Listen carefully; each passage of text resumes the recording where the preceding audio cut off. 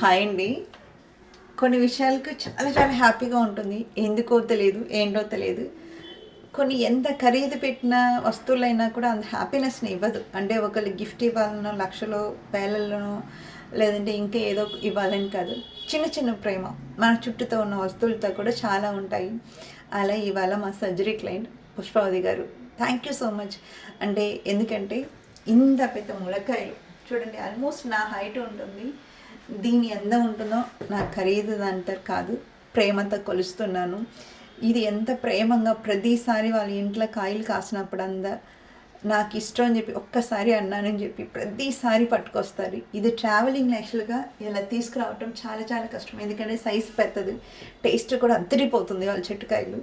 అలా తీసుకొచ్చి ప్రేమగా ఇచ్చినప్పుడు అసలు తెలియని ఆనందం, అంత ఆనందాన్ని డబ్బులతో విలకట్లేం. ఒట్టి ప్రేమని హార్ట్ఫుల్గా ఫీల్ అయిన వాళ్ళకే తెలుస్తుంటుంది.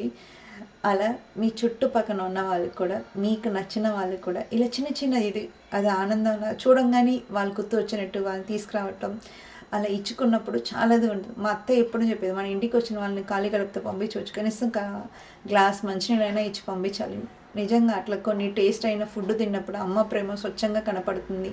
ఇలా ఏదన్నా మనకు ఒక వస్తువులను చూడంగానే ఒకళ్ళు మన మైండ్లో రావటం కలదు, అసలు అది బ్యూటిఫుల్ థింగ్ అండి. అలా బ్యూటిఫుల్ థింగ్ని మనం ఇంకా బ్యూటిఫుల్గా ప్రజెంటేషన్ చేయాలి. అలా మీకు ఎవరైనా నచ్చిన వాళ్ళకు, లేదంటే మీరు ఎవరైనా నచ్చిన వాళ్ళకి ఏదైనా ఉంటే షేర్ చేయండి. వాళ్ళని ఇగ్నోర్ చేయవద్దు. మళ్ళీ మళ్ళీ మనకి ఇలాంటి ఆణిముత్యాలు దొరకరు. ఎందుకంటే ఇవాళ ఉన్న సొసైటీలో ఇవ్వటం తెలియదు, తీసుకోవటం వరకుమే. ఇలా ఇచ్చిన వాళ్ళని నిజంగా వాళ్ళని రికగ్నైజ్ చేసి వాళ్ళ కోసం కొంచెం హ్యాపీగా వాళ్ళతో మాట్లాడండి. ఎందుకంటే అందరికీ ఇవ్వాల్సిన రూల్ లేదు, బట్ ఇస్తున్నారు, అది వాళ్ళోட గొప్పతనం. రిసీవ్ చేసుకున్న మనం కూడా కొంత గ్రాటిట్యూడ్ చూపించుకోవాలి. సో అలా ఉన్న వాళ్ళని వదులుకోవద్దు. మళ్ళీ మీరు దొరకరండి. నాకు ఎప్పుడు ములకాయలు చూసినా కూడా పుష్పవతి గారు మీరే గుర్తొస్తారు. థ్యాంక్ యూ సో మచ్ అండి.